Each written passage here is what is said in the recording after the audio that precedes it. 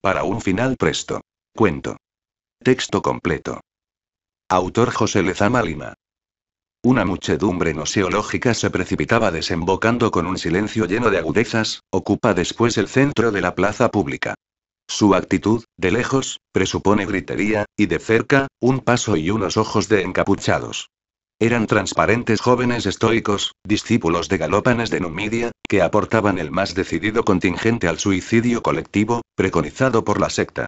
Ese fervor lo había conseguido Galópanes abriendo las puertas de sus jardines a jóvenes de 15 a 20 años. Así logró aportar 333 decididos jóvenes que se iban a precipitar en el suicidio colectivo al final de sus lecciones.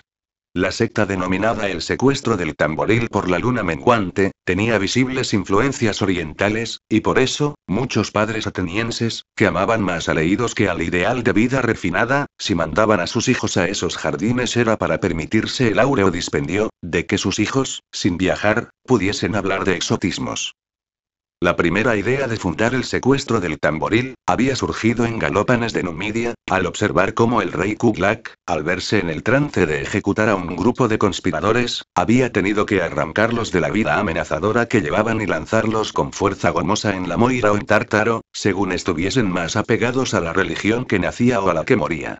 Al ver Galópanes los crispamientos y gestos desiguales e incorrectos de los jóvenes ajusticiados decidió idear nuevos planes de enseñanza. Un jardín de amistosas conversaciones, donde los jóvenes fuesen conspiradores o amigos, pero donde pudiesen irse preparando para entrar en la muerte, cuando se cumpliesen los deseos del rey. Así una de las frases que había de seguir en la academia un joven desmelenado, o que pasea perros o tortugas, es tan incorrecto o alucinante como el león que en la selva no ruge 2 o 3 veces al día. Con esos recursos los jóvenes iban conversando y preparándose para morir, mientras el rey afinaba mejor sus ocios y buscaba con detenimiento las mejores cabezas. Habían acudido los 333 jóvenes estoicos para cerrar el curso con el suicidio colectivo. Existía en el centro de la plaza pública un cuadrado de rigurosas llamas, donde los jóvenes se iban lanzando como si se zambullesen en una piscina. El fuego actuaba con silencio y el cuerpo se adelantaba silenciosamente. Esa decisión e imposibilidad de traición, ninguno de los jóvenes transparentes habían faltado, únicamente podía haber sido alcanzada por las pandillas diseminadas de estoicos contemporáneos. Aún en el San Mauricio el Greco, lo que se muestra es patente: se espera la muerte, no se va hacia la muerte, no se prolonga el paseo hasta la muerte. Solamente los estoicos contemporáneos podían mostrar esa calidad. Ningún traidor, ningún joven vividor y apresurado había corrido para indicarle al rey que los jóvenes que él utilizaba para la guerra iban con pasos cautelosos a hacer sus propios ofrecimientos con su propio cuerpo ante el fuego. Las lecciones de los últimos estoicos transcurrían visiblemente en el jardín. Sus cautelas, sus frases lentas, los mantenía para los curiosos alejados de cualquier decisión turbulenta. Muy cerca, en sótanos acerados, una banda de conservadores chinos, en combinación con unos falsificadores de diamantes de Glasgow, había fundado la sociedad secreta El Arco Iris Ametrallado. En el fondo, ni eran conservadores chinos ni falsificadores de diamantes. Era esa la disculpa para reunirse en el sótano, ya que por la noche iban a los sitios más concurridos del violín, la droga y el préstamo. Querían apoderarse del rey, para que el hijo del jefe, que tenía unas narices leoninas de leproso, utilizadas, desde luego, como un atributo más de su temeridad, fuese instalado en el trono, mientras el jefe disfrutaría con su querida un estío en las arenas de Long Beach. La policía vigilaba copiosamente a la banda de chinos y falsificadores.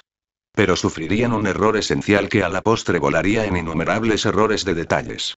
De esos errores derivarían un grupo escultórico, una muerte fuera de toda causalidad y la suplantación de un rey. Era el día escogido por los estoicos de Galópanes para iniciar los suicidios colectivos. El frenesí con que habían surgido los gendarmes de la estación, les impedía entrar en sospechas al ver los pasos lentos, casi pitagorizados de los estoicos. A las primeras descargas de la gendarmería, los estoicos que iban hacia la hoguera silenciosamente, prorrumpían en rasgados gritos de alborozo, de tal manera que se mezclaban para los pocos espectadores indiferentes, los agujeros sanguinolentos que se iban abriendo en los cuadros de los estoicos suicidas y las risas con que estos respondían. Al continuar las detonaciones, las carcajadas se frenetizaron. El capitán que dirigía el pelotón tuvo una intuición desmedida. La situación siguiente a la muerte de su tío, poseedor de un inquieto comercio de cerámica de Delft, y ya antes de morir serenamente arruinado, con quien había vivido desde los 5 años. Al ocurrir la muerte de su tío, se obligaba a aceptar esa plaza de capitán de gendarmes, brindada por un cuarentón comandante de húsares a quien había conocido en un baile conmemorativo del 14 de julio. Nuestro futuro capitán de gendarmes había asistido al baile disfrazado de comandante de húsares, mientras el comandante de húsares asistía disfrazado de cordelero franciscano.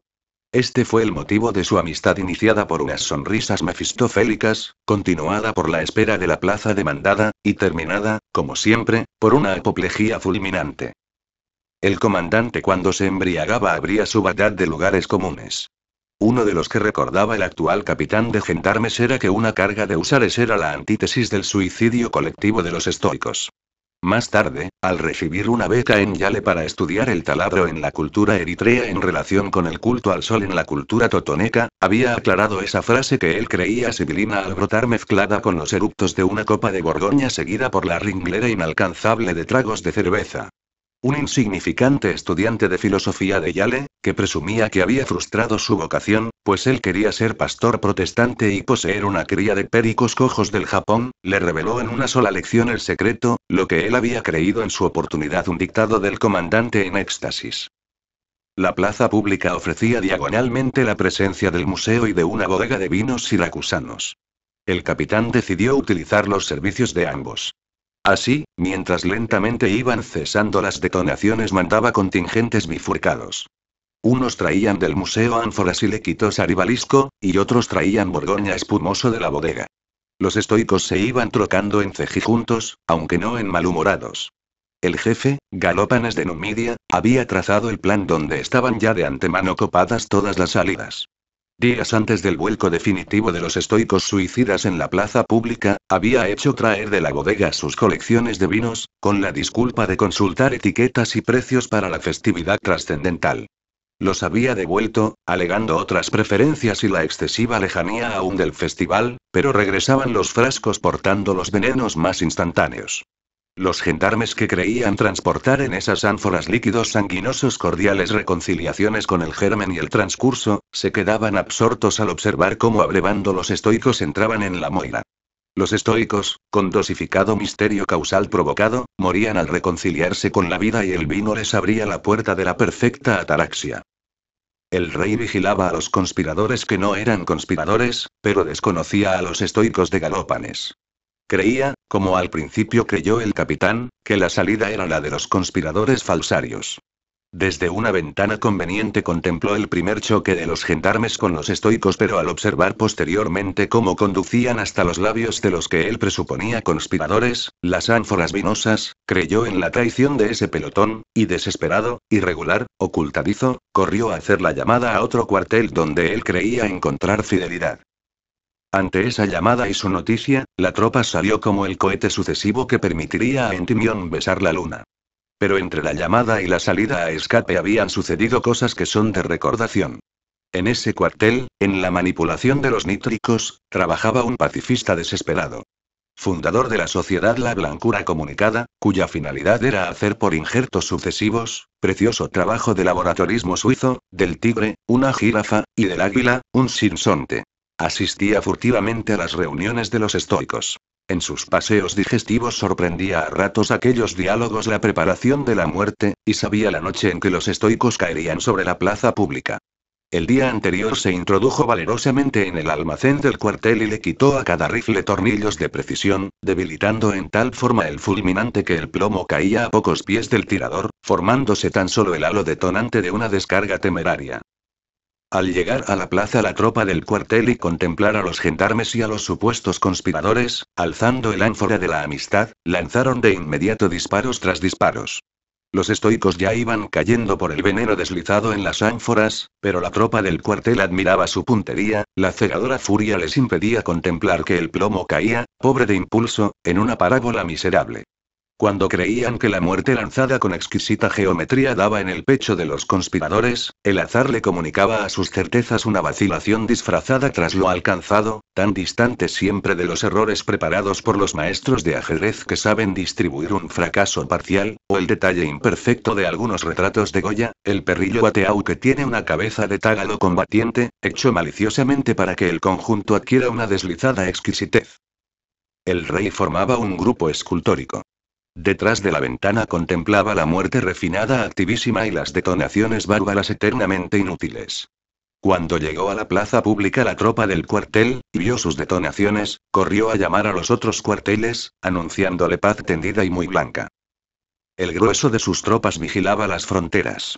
El jefe de la pandilla acariciaba sus parabrisas y vigilaba todo posible gagueo de sus ametralladoras.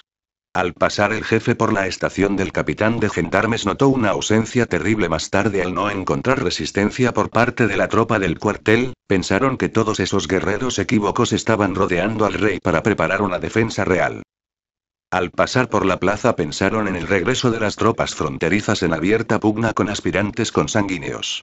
Ya aquí pensaron que les sería fácil apoderarse del rey, pero extremadamente peligroso abrir las ventanas del rey puesto, frente a esa plaza, donde no se sabía cuándo sería el último muerto, y con quién en definitiva se abrazaría.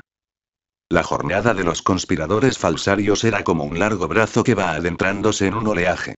Pudieron resbalar en palacio hasta llegar frente a la antecámara. Aquí el jefe y su hijo, el de las narices leoninas de leproso, se adelantaron, finos, capciosos, con sus dedos como un instrumental probándose en la yugular regicida.